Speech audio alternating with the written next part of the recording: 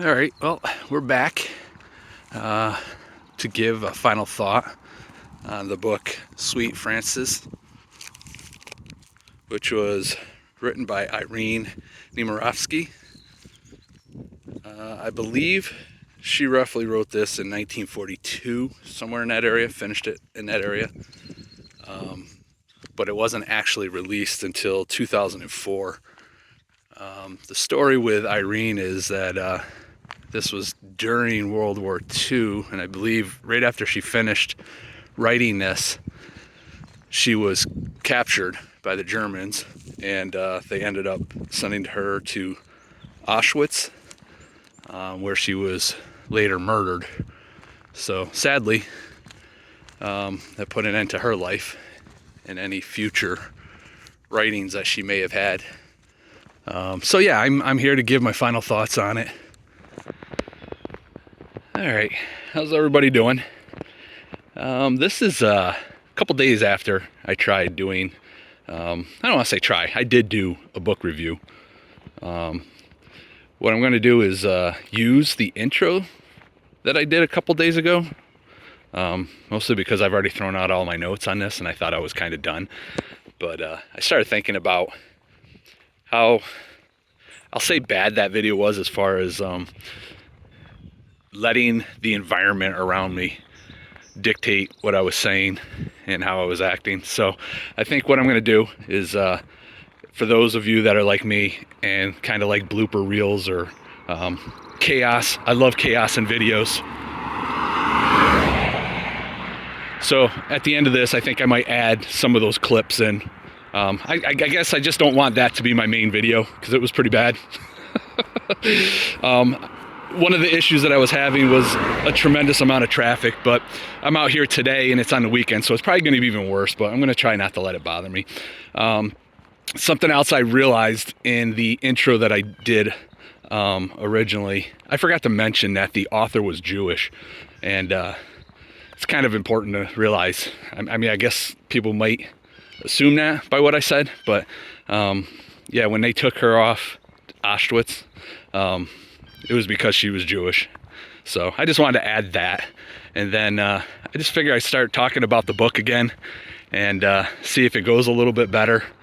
I know that when I was doing this final thought a couple days ago, I was kind of all over the place, and I think I still will be. So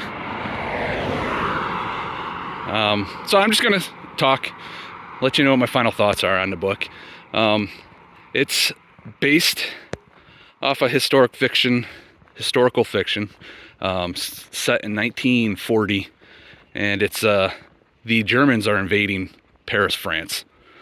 And the first part of this book is, I don't know, I would say maybe 5 points of view of different characters, and we see their points of view of what's happening to Paris, France, and this mass exodus. All these people are about to leave France because Germany is on the verge of taking over Paris, and we basically are in the minds of all these people.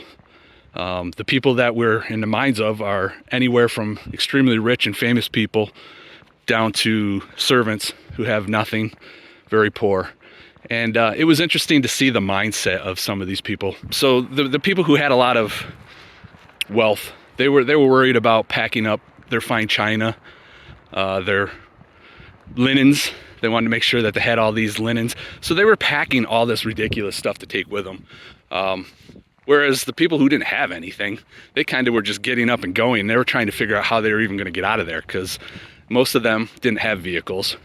So it was interesting to see that. It did frustrate me because we're in the mindset of these people, and they're just arrogant, pompous, everyday people you don't like. Another aspect of this is with the points of view, these characters at some point kind of cross paths during this, which I thought was probably one of the more interesting aspects of this. She did a good job of getting them to cross. Like, they don't even know that they're crossing each other's paths, but she does a good job of intermingling these characters without that being the story, right? They're not really meant to be together. It just happens to be one story is being told, and then another story is being told, and they cross paths somehow, and then they go on their way. I thought that part was fabulous. There was a religious aspect to this, but it was of the high and mighty type, Pharisees type, that just absolutely pisses me off, to be honest with you. It's what gives Christianity a bad name, is people who don't actually grasp what Christianity is. And the author did a good job of, I don't know, pointing out the hypocrisy of some of these people. What I liked about it, though, is that, you know, they're on the outside. I mean, the Bible talks about this. You know, your cup is clean on the outside, but it's filthy on the inside, right? This was a perfect example of that. Is they come across as if they're caring and they're doing everything for these people for a righteous reason, but then we get to see inside their head what they're really thinking, which is exactly what God does. So good luck with that. Like, you know, come across like you're one way, but God sees the truth. He understands what you're actually thinking, what your motives are. And yeah, that part of it really made me upset. But it's truth, though, right? Like, I don't know. I guess I'm going down a tangent here on this, but did a great job on that. So yeah, the first part of the book is basically these group of people leaving Paris for safety. And it's the story of everybody and how they go about doing it. And it's done well. I really enjoyed it. So that part of the book fades out, and then it goes into a second part of the book. And now it's the Exodus is over, and it's the occupation of Paris, France. Not all of France is occupied at this point in the book. I was not aware of this. Clearly my history isn't very knowledgeable on France and World War II, but yeah, they weren't completely occupied at one point. There was like this line, I forget the name of it, but anyway, at some point Germany ends up taking all of France, I believe.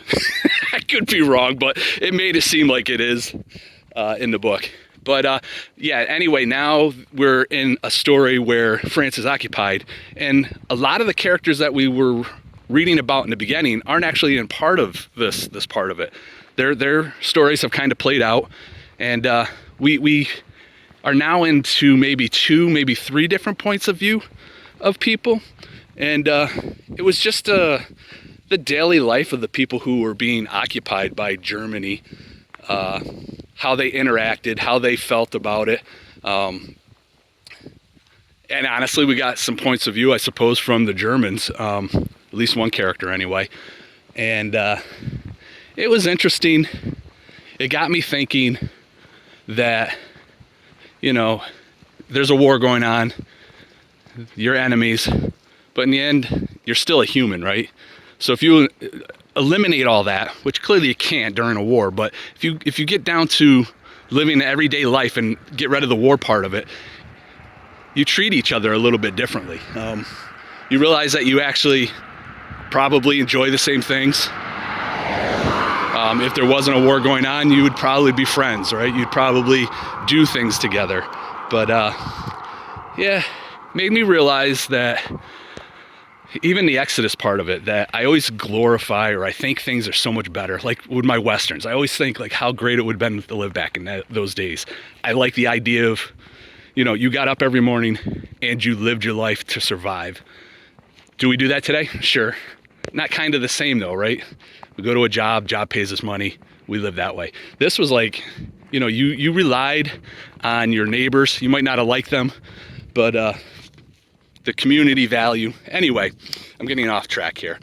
What it made me realize is like, I get these thoughts in my head that they're a certain way, but in reality, they're probably awful. Like, it's probably awful to live back in the 1800s.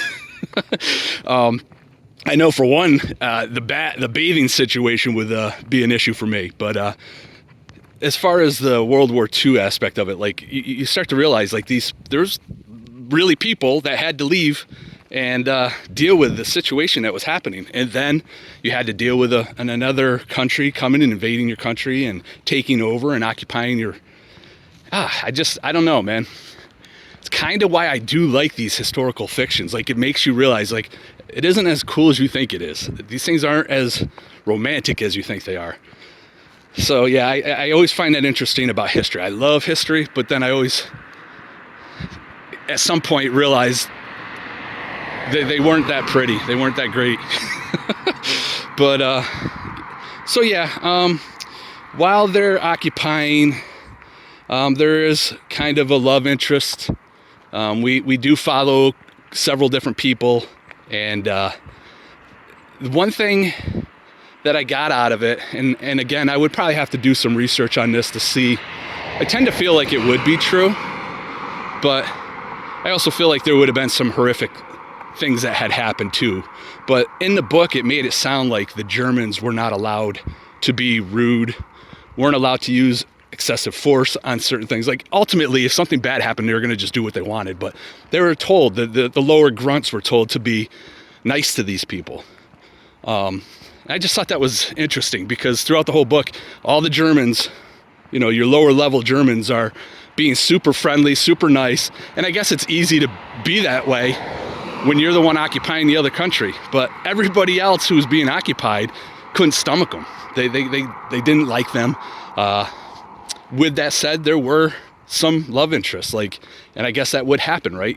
If you can get rid of the aspect of the war, people are going to fall in love. They're going to start having feelings for people who are the enemy. So it was interesting. I definitely feel this review is going a little bit better. I'm at least staying somewhat on focus, on topic, I should say. And surprisingly, the cars aren't bothering me today. Overall, I think I gave this a 3.5. So yes, Nikki, all I ever read is 3 and 3.5 star books. But that, or maybe I'm just really hard on rankings. I'm pretty sure in the last 2 years I've only given 4 5-star reads, so I don't know. I might be a little strict, but 3.5 I think is what I gave it. I did enjoy it. I think what it made me do is kind of want to read more of this kind of stuff. I like the historical aspect of it. I like that it gives characters like actual feelings, like you actually come attached to some of these people, and you realize something that you glorify, or I don't want to say glorify, but romanticize about wasn't all that great. So if you like World War II historical fiction, I think it would probably be okay. I'm sure there's probably way better books out there, but I didn't think it was bad. I enjoyed it anyway. I don't know how many people would enjoy it. I have no idea. I guess it all depends on your reading taste. But like I said, I'm going to piece in some of my meltdowns that I had the other day. I think they might be kind of funny. Yeah, I guess that's it. Hopefully this one sounds a little better than the last one. And if you stuck around, and I hope you enjoy some of the chaos that ensues here. I appreciate you guys watching this stuff. I really do appreciate the comments. I feel like I've made several friends through the comments and stuff. You know, quote unquote internet friend type things, but still, it's fun, man. It's fun. Some of you guys are really down to earth and just a blast, and I'm enjoying a lot of your channels. So, all right, I'm done. I'll talk at y'all later. All right, bye-bye. I cannot get over the amount of traffic. I remember pre-COVID, when people actually had jobs and stayed at work. All right, yes, I'm frustrated. Seems to be a thing lately. Worst part is I was in a good mood before this. Stupid wind and the stupid cars. All right, now I'm off track as to where I was at, but yeah. And the Exodus. Why not? More trucks. I love it. Thank you. Yes. Awesome. Come on, please. I need more. It makes for a great video. Okay. So yeah, well, this one's going to be a tough one. This is like my third try at this. No, I'm not giving up. This is it, man. It's all or nothing. Let's wait for this car to go by. The worst part is this is going to make it a nightmare for me to edit because I have to cut, splice, blah, blah, blah. And it really, lately, all I want to do is just make quick, easy videos. I don't want to spend an hour. All right, sorry. But in the book, it was interesting to see that 1, 2, 3, yes, nobody works anymore. Yeah, I know you're all thinking, what are you doing? Well, I work for myself. I've already put in several hours, so now I'm taking a break to relax and calm down and enjoy myself. And can you see how well that's going? All right, so yeah, where was I? Well, we'll wait until this car goes by while I try to get my thoughts back together. But I think I'm doing a really wonderful job. I haven't been sidetracked once. I've been on focus. I've been on cue. I've been on what? I've been on everything. Crack. I just need to get it done because I'm not doing this again. I have noticed lately that the wind is blowing really, and the cars are going by still. Ah, here we go. That we do know, right? So that is true. Yeah. Just trying to think if there's anything else. Well, I almost dropped that. All right, we're gonna cut it short. I wanna get up here, I wanna get home. If you guys have made it this far, I appreciate it. And yeah, I will talk at y'all later, all right? Bye-bye.